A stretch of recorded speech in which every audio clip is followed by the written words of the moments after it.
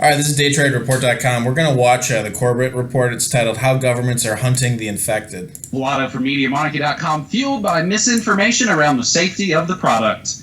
We've got that story, plus Epstein lawyer under oath. But first, most states sharing COVID patients' addresses with law enforcement. There is no escape from the medical martial law, though we're trying to somewhat stay away from it on this episode of New World Next Week. But I think an important update to begin this episode 409. At least 2/3 of states across America are sharing the addresses of people who have tested positive for coronavirus with first responders, and at least 10 states are going so far as to share patients' identities as well. The move is an effort by officials to arm police officers, a great choice of words there, police officers, firefighters, EMTs, and other frontline workers with information that could help them avoid contracting the virus. It doesn't say anything about protecting just regular folks, aside from what this is in the first place.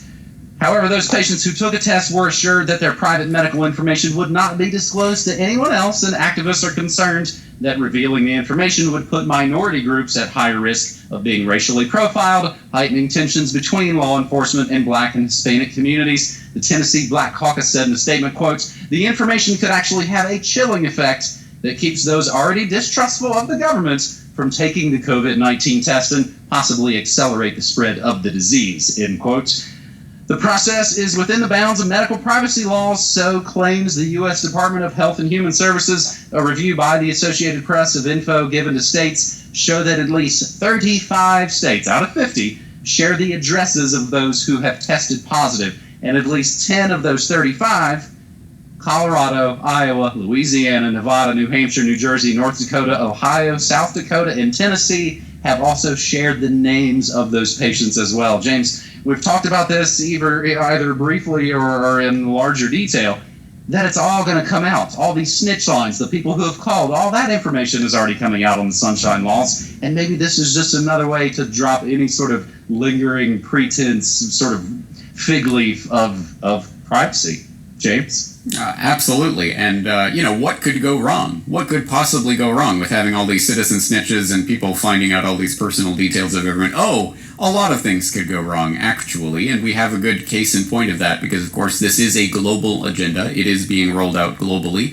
And one of the countries at the forefront of this particular part of the COVID-19 psyop that's being played on humanity at this point is South Korea, where they were one of the first and the most extensive with their tracking and tracing and posting of information, including personal details about people so that people could follow it online like a sport, where the South Korean government is collecting cell phone data, credit card histories, and surveillance cameras to trace infection routes, and then posting data, including patients' ages, genders, nationalities, occupations, etc. online, and sending that information to residents via cell phone alerts so that they can track them like it's some sort of sport or something. And of course, most of the media coverage of this is favorable, like, oh, look, South Korea has gotten it under control because they took these measures.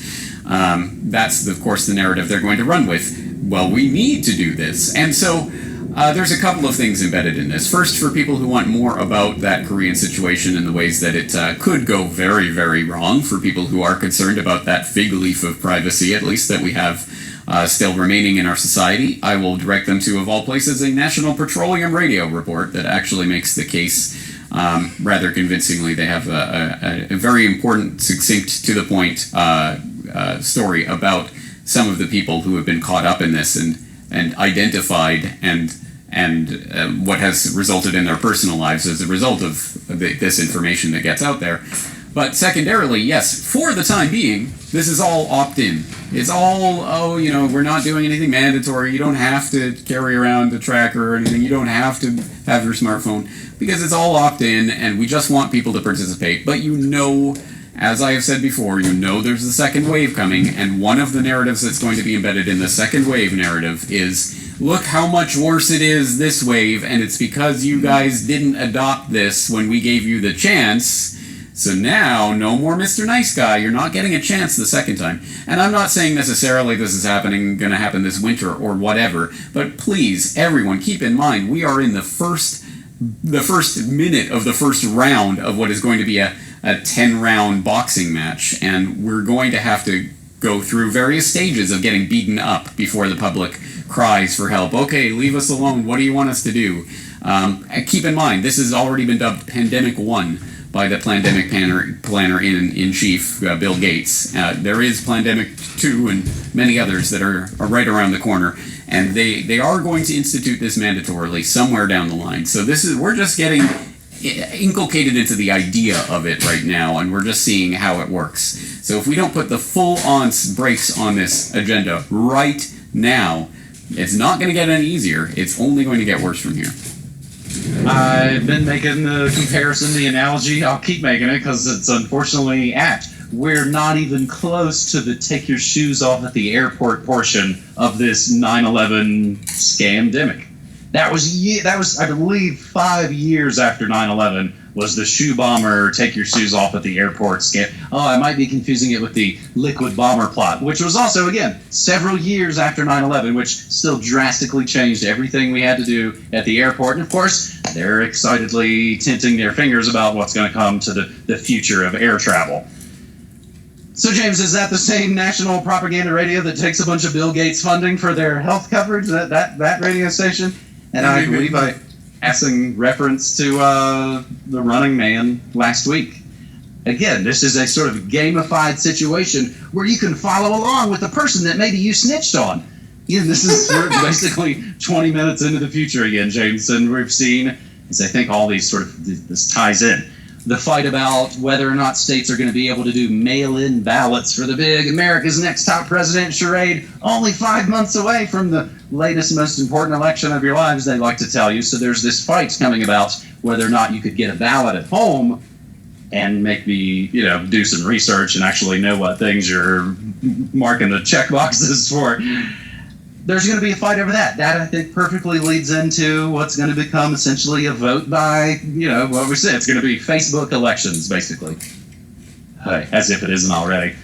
That's just the first segment on this New World Next Week, episode 409, and we move to our second important story this week. And even though it's not all about Corona, of course, the specter of the scamdemic hangs over all of it. Co-executor of Epstein's estate faces questioning under oath. This coming from the New York Daily News. The co-executor of Jeffrey Epstein's estate faces questioning under oath next month about his longtime ties to the pervert, a source tells the Daily News. So we do have to take this at now with a little bit of grain of salt. Darren Indyke is his name, Indyke. Scheduled to be deposed by attorneys representing Epstein victims on June 22nd, so just a month away. It's perhaps the first time Indyke has been questioned under oath about his more than 2 decades of work as Epstein's lawyer. Epstein named Indyke and accountant Richard Kahn as co-executors of his estate 2 days before not killing himself in his lower Manhattan cell while awaiting trial for sex trafficking of underage girls. A source said the attorneys will look to grill Indyke about his possible role helping Epstein maintain his supervillain lifestyle. Indyke was Epstein's in-house lawyer of the Epstein enterprise, the source said. Deposition will likely lead to thorny conflict of interest questions about Indyke's status as executor of Epstein's $634 million estate and possible witness to alleged crimes committed by said financier. Indyke expected to be grilled about his alleged role handling paperwork for sham marriages between Epstein victims. He'll also be questioned about whether or not he had any knowledge of surveillance footage from inside Epstein properties that has seemingly disappeared.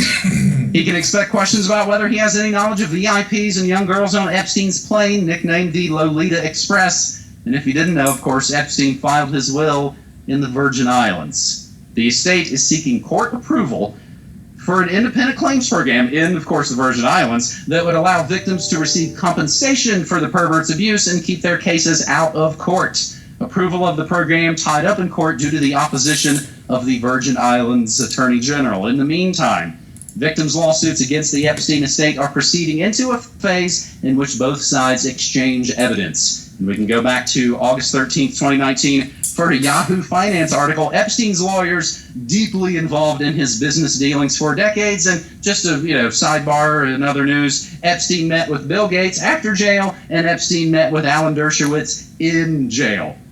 Just the guys fronting and pushing this medical martial law scandemic, no biggie. So let's see.